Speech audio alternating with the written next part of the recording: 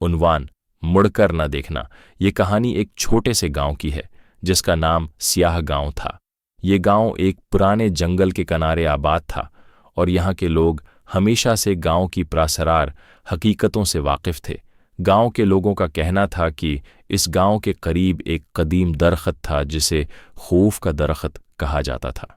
ये दरख्त बहुत ज़्यादा प्रासरार था और लोगों का कहना था कि जो शख्स भी इस दरख्त के करीब गया वो कभी वापस नहीं आया।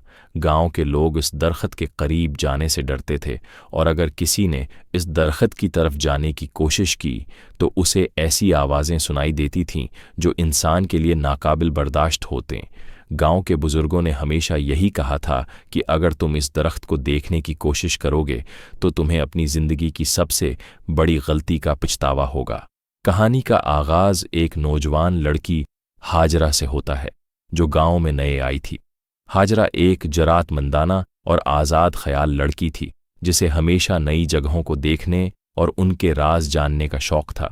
जब हाजरा को इस हमेशा नई जगहों को देखने और उनके राज जानने का शौक़ था जब हाजरा को इस हमेशा नई जगहों को देखने और उनके राज जानने का शौक़ था जब हाजरा को इस हमेशा नई जगहों को देखने और उनके राज जानने का शौक़ था जब हाजरा को इस हमेशा नई जगहों को देखने और उनके राज जानने का शौक़ था जब हाजरा को इस हमेशा नई जगहों को देखने और उनके राज जानने का शौक़ था जब हाजरा को इस हमेशा नई जगहों को देखने और उनके राज जानने का शौक़ गांव के बारे में सुना तो उसने फैसला किया कि वो इस खौफ के दरख्त का राज खुद जान कर रहेगी।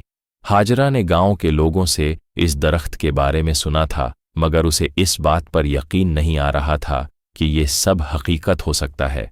वो समझती थी कि ये सब महज अफसाने होंगे जिन्हें बुजुर्ग अपनी जिंदगी के तजुर्बात की बुनियाद पर लोगों को डरा देने के लिए घड़ते हैं। इसलिए उसने एक दिन अकेले ही दरख्त की तरफ जाने का इरादा किया। तुम जाओगी वहां? उसके दोस्त फहीम ने कहा। वो दरख्त वाकई बहुत प्रासरार है हाजरा। गांव वाले कहते हैं कि उसके करीब जाने से पहले इंसान की अक्ल व शऊर भी मुतासिर हो जाता है। मैं सिर्फ एक नज़र डालने जा रही हूं फहीम, हाजरा ने कहा। मुझे यकीन नहीं आ रहा कि इस दरख्त के करीब जाने से इतनी बड़ी आफत आ जाएगी।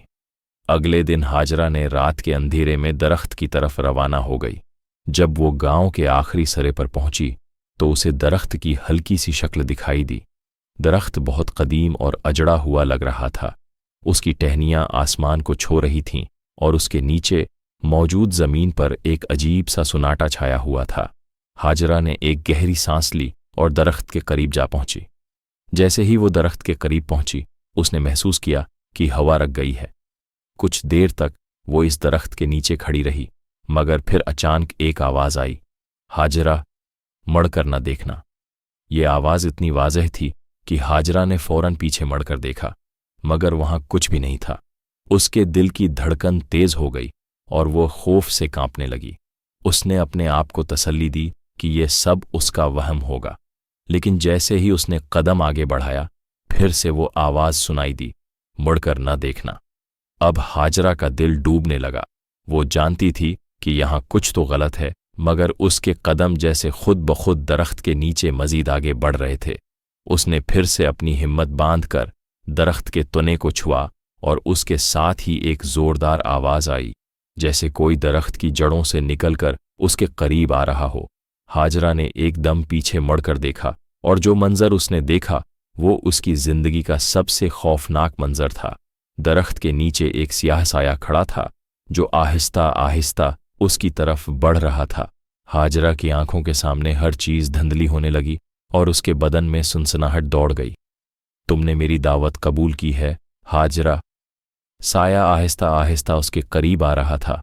हाजरा ने फौरन कदम पीछे किए और दौड़ना शुरू कर दिया, लेकिन जितना वो दौड़ रही थी इतना ही साया उसके करीब आ रहा था। उसके पीछे वो खौफनाक आवाज़ें सुनाई देती रहीं जैसे कोई उसका पीछा कर रहा हो। वो खौफ के मारे दरख्त के नीचे से बाहर निकल आई और गांव की तरफ दौड़ने लगी। उसकी सांसें तेज हो चुकी थीं और उसका दिल बेकाबू हो गया था। उसने पीछे मुड़कर देखा मगर साया उसके पीछे अभी भी था। मुड़कर न देखना। वो आवाज़ फिर से सुनाई दी آخرکار ہاجرہ گاؤں کے دروازے تک پہنچی اور اندر داخل ہو گئی۔ جیسے ہی وہ گاؤں کے اندر آئی، ساری آوازیں رک گئیں اور ہر چیز خاموش ہو گئی۔ گاؤں والے اس کی حالت دیکھ کر دوڑے آئے۔ کیا ہوا تھا؟ ایک بزرگ نے پوچھا۔